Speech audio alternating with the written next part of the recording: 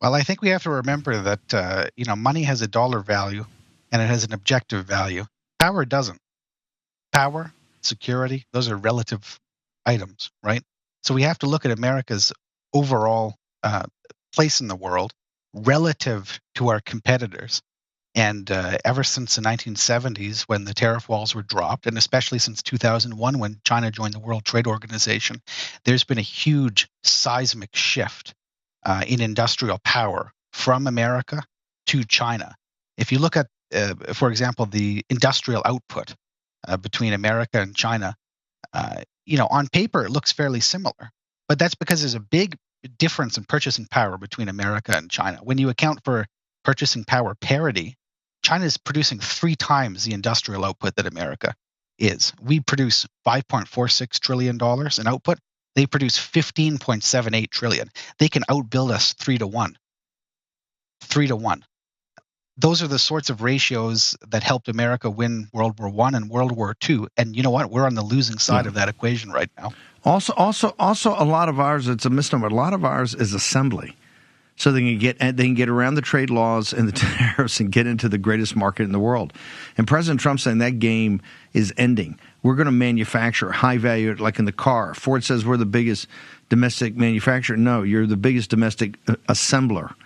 You take high value added parts like drivetrains and engines, things like that from Germany or Mexico or Mexico from Germany, and what we do is assemble it here. What President Trump is saying, we're not playing more games.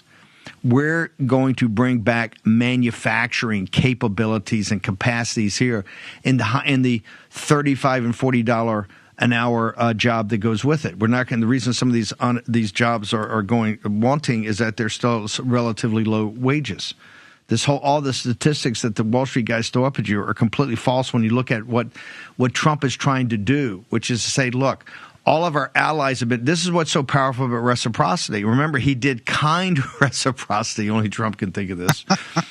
Poso's bitching about Trump holding up the charts. Poso goes, hey, he's my president. Those are big. Those are the biggest charts. He's got these charts up. Trump wouldn't let his charts go. He's going down the menu of how people ripped us off. And the kind reciprocity, Stuart, he's not – if China's the weighted average is 64%, he's not going 64. He's cutting it in half, right, or 2/3 of it. Yeah, people said I wouldn't want to be Cambodia today. But so is this – first off, overall, you know more about this. Is this what you anticipated it would be? Is this make Spencer Morrison say, yes, I think we're on the right path and Trump nailed it?